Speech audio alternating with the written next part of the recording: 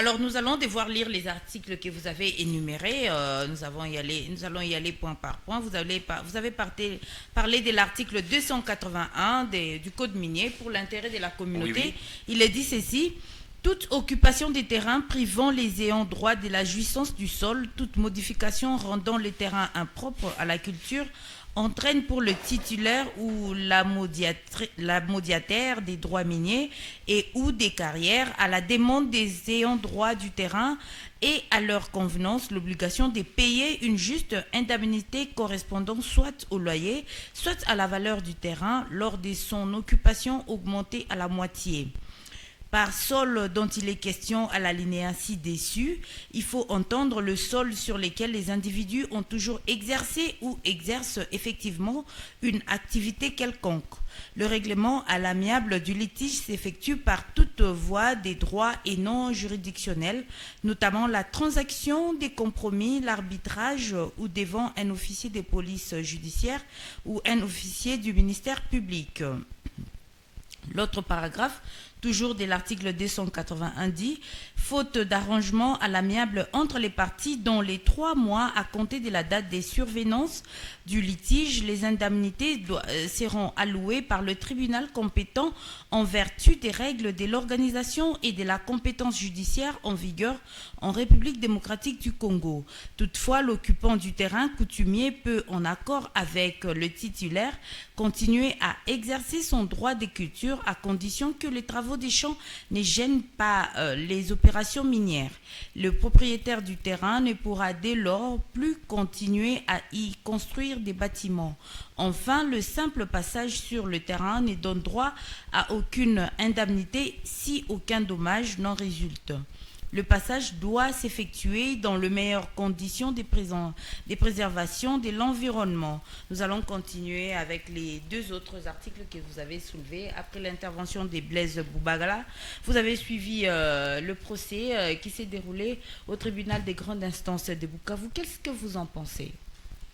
Bonjour madame, merci beaucoup par rapport à la question, mais avant de pouvoir aussi aborder cette thématique qui est mise sur la table, je voudrais d'abord préciser que moi je ne vais pas faire de commentaires sur les jugements. Ça, en tout cas, je vais me dépasser des commentaires de ces jugements-là parce que je sais que les Chinois vont interjeter appel. Donc, ils ont interjeté appel et on attend qu'est-ce qui va être décidé au degré suivant. C'est à ce niveau-là que nous, au niveau de la société civile, peut-être on pourra émettre beaucoup de commentaires par rapport au jugement définitif qui sera rendu. Ça, c'est un. Deux, je voudrais juste faire des commentaires par rapport au fait que nous avons tous observé ici et que mes co-débatteurs sont entrés, en tout cas brillamment, de pouvoir donner des éléments de fond et de forme, mais aussi des éclaircissements par rapport à la communauté. Comme vous le savez, à un moment donné, on pensait que c'est le Katanga qui était un scandale géologique. Mais aujourd'hui, on est en train de le voir, de convaincre même à la face du monde que le site Kivu, en tout cas, constituerait aussi le scandale géologique au niveau national, même au niveau international. Alors, par rapport à ce que nous avons vécu ici, et même ce qui a été donné comme première décision ou jugement, on a dit, voilà, on a retenu des éléments. D'abord le blanchiment des capitaux, et ce qui est normal.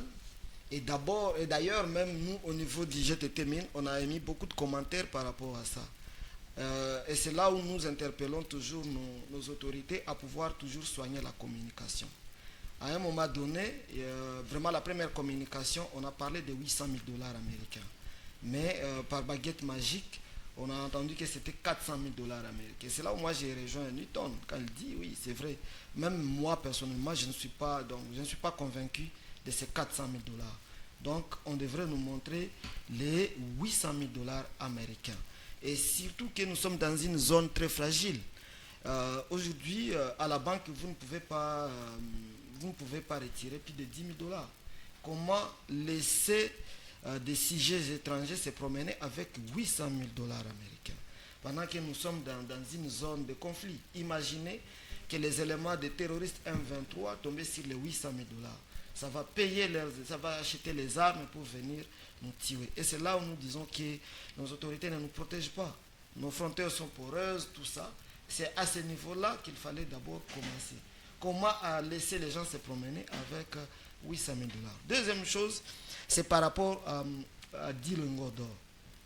D'abord, par rapport à la première communication, on a parlé de 12 lingots d'or. Là aussi, il y a un problème. De 12 lingots d'or à 10 lingots d'or. Ce sont des problèmes que nous devons donc des problèmes d'ordre organisationnel qu'il faut toujours soigner.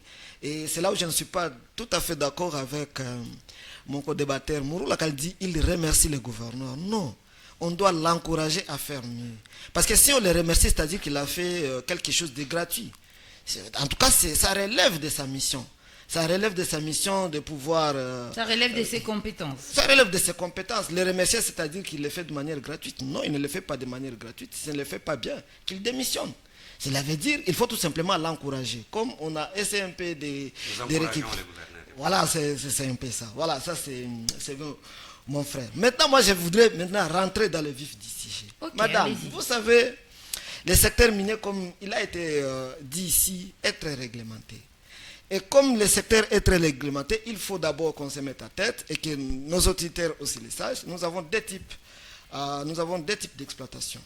Il y a l'exploitation industrielle et l'exploitation artisanale.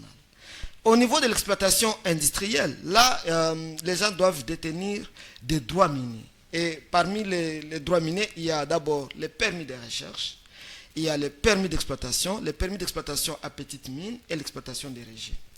Et chaque phase, parce que quand quelqu'un crée une société, il investit des moyens, et c'est ce qu'on dit les projets miniers. À ce niveau-là, le titulaire du droit minier doit passer par les phases. C'est-à-dire, le projet minier a 3 phases.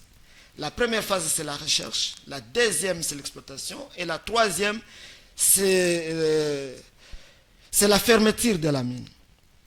Et à chaque phase, il y a beaucoup d'éléments, que ce soit sur le plan environnemental, que ce soit sur le plan de cahier des charges, que ce soit ainsi de suite. C'est-à-dire, au niveau des recherches, d'abord, on mène des études d'impact environnemental, et à ce niveau-là, toute la cargaison qui est détenue, ça s'appelle tout simplement les échantillons. Et c'est là où encore nous disons toujours à nos autorités de pouvoir toujours soigner la communication. Parce que quand on avait intercepté les 3 Chinois avec toutes leurs cargaisons, notre gouverneur s'était précipité à dire, voilà, c'est dans un permis de recherche. Bon, lorsqu'on dit que c'est dans un permis de recherche, on supposait que la cargaison qui était saisie, c'est juste des échantillons qu'on a pu prélever là où on était en train de le faire. Et ça, c'est un problème. C'est un problème étant donné que tous les Chinois que nous voyons ici, avec leurs complices, là où ils exploitent, que ce soit à Karembo, que ce soit à Kala, vous allez à Mwenga, Chabunda, Fizi, ils ne sont pas dans la recherche. C'est l'exploitation pure et simple. Or, le code minier est clair. 6 mois avant que la société puisse passer à l'exploitation, il doit négocier et signer les cahiers des charges avec les communautés. Tout ça, ça n'a pas été fait. Je rentre maintenant au niveau de l'exploitation artisanale. Là, le code minier est clair aussi. Et on dit que ça doit se faire dans une zone d'exploitation artisanale. C'est-à-dire, après avoir validé les sites, il y a le ministre des Mines institue cette zone-là, institue à travers un arrêté une zone d'exploitation artisanale. Maintenant, je rentre au niveau de nos Chinois ici. On a dit, voilà, écoutez, ils ont déclaré qu'ils étaient des négociants. Là encore, nous allons interroger le code minier. Si nous essayons un peu de lire l'article 1er, littéra 33 du code minier, qui est négociant? On dit un négociant, c'est toute personne physique majeure de nationalité congolaise, détentrice d'une carte de négociant. Comment les juges? Bon, donc un négociant ne peut être que congolais. Voilà, et là c'est encore enrichi par l'article 26 du code minier qui est clair. Et donc l'exploitation minière artisanale ne doit se faire que par des nationaux. Et si, parce que l'alinéa B dit, un étranger aussi peut le faire, mais qui érige son domicile en République démocratique du Congo. Or, on a retenu l'infraction de séjour irrégulier de ces Chinois-là. Cela veut dire que ces Chinois n'ont pas de domicile en République démocratique du Congo. Par conséquent, on ne peut pas considérer qu'ils peuvent faire l'exploitation artisanale. Autre chose, madame. Bon, admettons que ces gens-là sont dans l'exploitation artisanale. En tout cas, par quelle baguette magique ils ont pu fondre les lingots? Il n'y a que les industriels qui peuvent arriver à fondre les minéraux. Pardon? Ils ont des usines. Voilà, c'est-à-dire que ces gens-là ont des usines, ont des fonderies souterraines. Et tout ça, ça prouve à suffisante que ces gens-là sont dans une mafia bien organisée pour piller nos ressources minières à la République démocratique du Congo. Et voilà, encore là, ils ont créé un problème. Et ça peut même poser des problèmes et ça peut même créer des difficultés au niveau de la province du Sud Kivu, pardon. Et ça peut même arriver à ne pas créer un climat de paix entre les communautés. On les arrête à Walungu, mais ils disent, ouais, écoutez, nous venons de Wamuzim, l'or que nous détenons provient de Wamuzim. Et là encore, c'est une confusion. On ne sait pas réellement déterminer d'où est-ce que cet or-là provenait. Et ça doit être fait de manière un peu plus laborieuse. Et c'est là où moi j'ai rejoint mes co-débatteurs ici en disant que en tout cas, le procès là, ça a été fait avec beaucoup de rapidité et ça présage même d'une certaine publicité et de récupération politique. Il fallait que ce procès, en tout cas à mon avis, et donc moi j'ai rejoint aussi mes co-débatteurs ici, on devrait le faire de manière assez plus sérieuse et dans la durée. Vous voyez comment ça prend même les procès concernant les viols et violences sexuelles. C'est-à-dire là, on doit analyser, on doit mener des enquêtes, tout ça. On ne devrait pas les faire de manière précipitée. Comme ils disent, voilà, c'était en flagrance, tout ça. Non, en flagrance, oui, mais c'est une question de vie, c'est une question de ressources naturelles. Enfin, moi, je voudrais aussi insinuer un autre fait, c'est par rapport à la traçabilité et aux intervenants. Parce que, comme vous le savez, madame, il y a plusieurs services qui interviennent le long de la chaîne. En amont de la chaîne, on connaît tous les services qui sont impliqués. Il y a les services de mine, il y a les services de SAEMAP, en tout cas, on connaît les acteurs qui interviennent au niveau. En amont, donc en aval de la chaîne, on connaît aussi d'autres services tels que le CSC pour la commercialisation des minéraux. Mais maintenant, lorsqu'on essaie un peu d'appréhender tous ces Chinois au niveau de Walungu, moi je vous dis, madame, que nous, c'est vrai, on a salué, on a encouragé l'initiative du gouverneur, mais il faudrait aussi qu'on associe les services habilités. Il faut aussi associer les services habilités. Et c'est ça que moi j'ai toujours dit, et c'est ça notre combat au niveau de la société civile. Vous savez, à un moment donné en Belgique, ils ont passé une année sans gouvernement.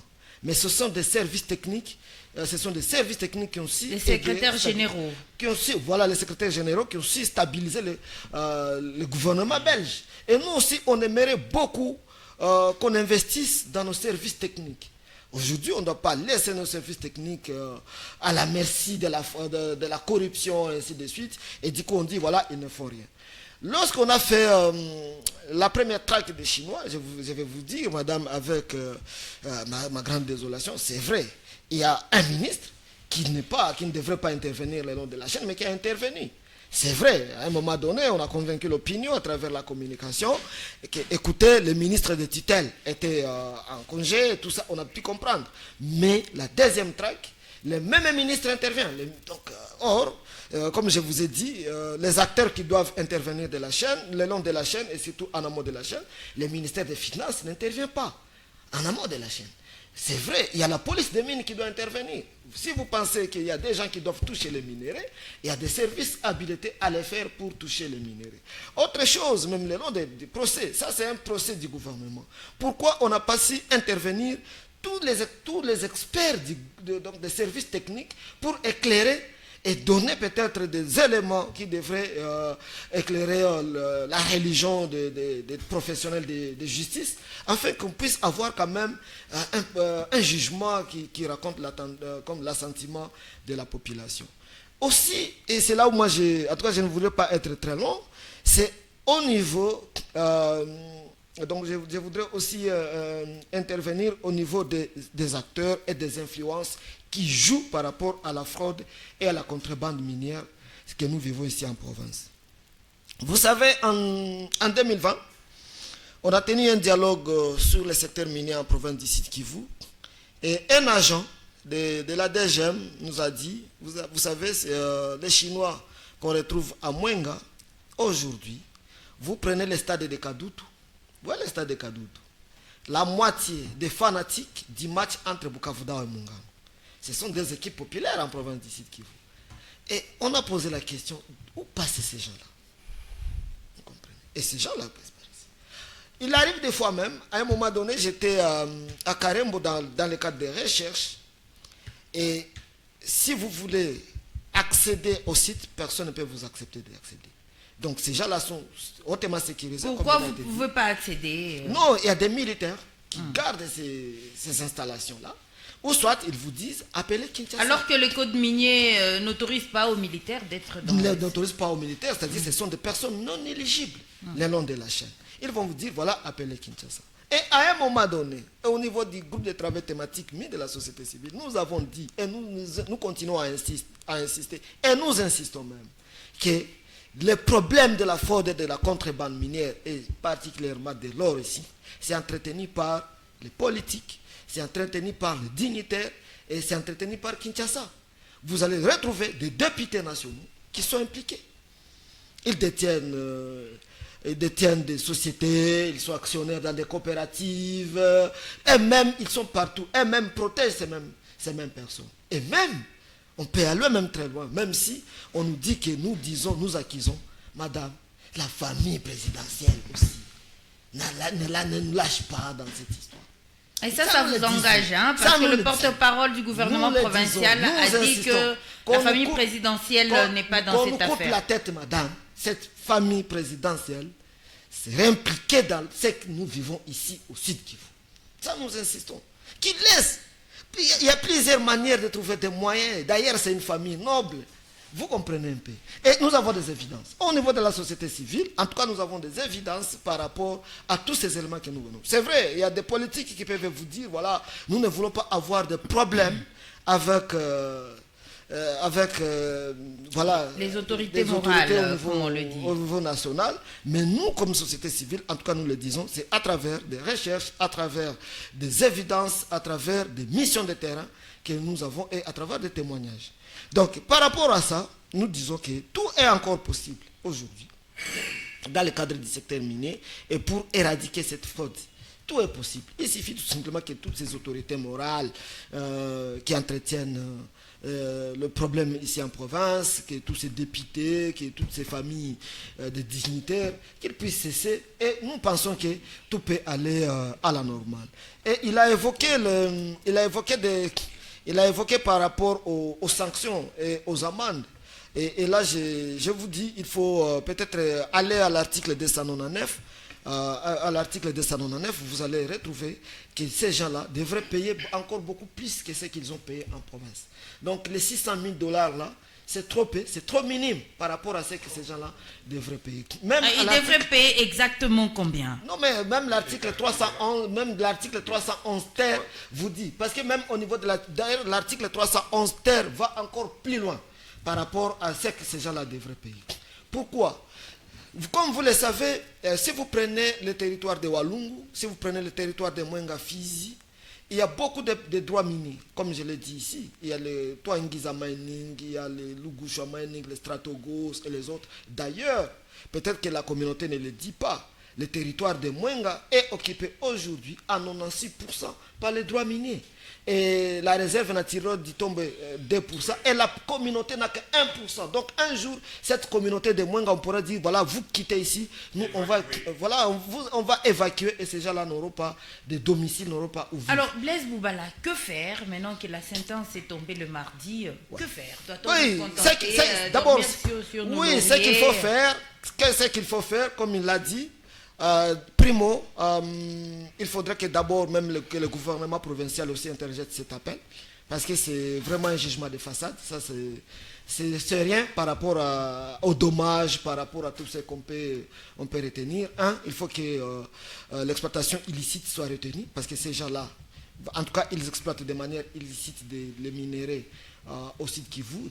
Deuxième chose, moi je pense que ces tracts par rapport à ces sujets non éligibles le long de la chaîne, pour ne pas dire que nous sommes des xénophobes, nous sommes contre les Chinois. C'est vrai, on n'est pas contre. On veut avoir des investisseurs sérieux qui viennent avec des sociétés, qui investissent des moyens, qui travaillent, et là où la communauté va se retrouver, et là où on va booster l'économie du pays, et qu'on arrive à développer notre province. C'est-à-dire, il faut aussi qu'on travaille, qu'on associe les services techniques pour essayer un peu d'améliorer le secteur et aussi de les renforcer également. Et aussi, ce que nous on peut solliciter, parce que ça relève de la politique provinciale dans le secteur minier, pourquoi ne pas avoir une structure bien organisée de lutte contre la fraude minière, essentiellement, pas pour aller traquer les Amstel et les autres. Non, une structure bien organisée pour documenter une autre structure. Ça fera ainsi un chevauchement des structures. Non, ce n'est pas un chevauchement, madame. Vous savez, aujourd'hui, non, ce n'est pas un chevauchement. Aujourd'hui, nous avons la CNLFM, qui est une structure nationale contre la fraude minière. Mais ça, là, c'est au niveau national. Mais au niveau provincial, on a créé la DPMR ici. À un moment donné, on pensait que c'était une structure de plus. Mais ça a aidé pour aider. Donc là, que ce soit une structure des gens qui ont le cœur, parce que le secteur minier aussi, c'est un secteur très risqué, où les gens ne soient pas exposés à la fraude, donc à la corruption. Donc il faudrait que, en tout cas, on ait des gens avec le cœur des patriotes, les gens qui peuvent mieux faire et se dépasser de leurs intérêts égoïstes pour travailler pour l'intérêt de la province. Bref, tout est encore possible, pourvu que, en tout cas, on travaille pour notre pays. On sait qui devrait travailler Nous travaillons pour que cela soit possible. Que ce soit les autorités, que ce soit la communauté, que ce soit les opérateurs économiques. Parce que, madame, comme vous le savez, aujourd'hui, la communauté est victime. Ça, je dois vous le dire. Notre commune, nous, les bas peuples, nous sommes victimes. Nous sommes victimes par rapport au secteur minier, des opérateurs économiques et du gouvernement. Parce que ce sont eux qui se partagent les gros, qui se partagent les gâteaux, et la communauté se retrouve écartée du circuit. Et donc, pour nous, on veut que les choses aillent bien. Et pourquoi pas l'or là qui a été saisi? Pourquoi ne pas les ramener comme c'est saisi, les ramener dans les circuits officiels? Ne vous étonnez pas, parce que nous sommes dans une province atypique. À un moment donné, nous avons retrouvé les minéraux devenir du sable. Vous pouvez aussi, demain, on vous dit que les 10 lingots là sont devenus des briques. Et là, c'est un peu plus compliqué. Donc, moi, je pense, à mon avis, que les lingots d'or là doivent retourner dans le circuit normal de commercialisation et que le gouvernement puisse déterminer qu'est-ce qu'il faut faire. Aussi, quel gouvernement, national ou provincial? National et provincial, parce que le secteur minier, madame, est très réglementé. C'est vrai, c'est le secteur qui est géré au niveau national et au niveau provincial. Donc, le national peut trouver sa part. Au niveau provincial, on va trouver notre part. Et au niveau des ETD, de l'ETD où on suppose, comme les Chinois ont dit que c'est dans Wamuzimu, donc on pourra toujours voir, est-ce que c'est Wamuzimu, est-ce que c'est Walungu, on pourra toujours voir, mais que ça profite tout simplement à l'intérêt de la province d'ici de Kivu. Aussi, comme vous le savez, il y a beaucoup de services techniques qui existent, mais à un moment donné, et c'est là où moi j'ai toujours dit que l'État congolais n'aime pas valoriser ses propres initiatives. À un moment donné, on avait Primera Gold ici en province d'ici de Kivu, qui est devenu DRC Gold Trading. En tout cas, c'est à 100% congolais. Et en 2023, ils ont pu exporter 5 tonnes. Encore une fois, les 5 tonnes n'ont pas profité à la province. Ça n'a pas profité à la province. Mais quand même, ça a permis de montrer qu'à la province, nous avons quand même de l'or. Parce que quand on disait aux gens que les sites Kivu avaient de l'or, personne ne croyait. Pendant que nous, on essaie d'exporter 37 kg d'or, le Rwanda exportait 17 tonnes. L'Ouganda exportait 27 tonnes. Imaginez.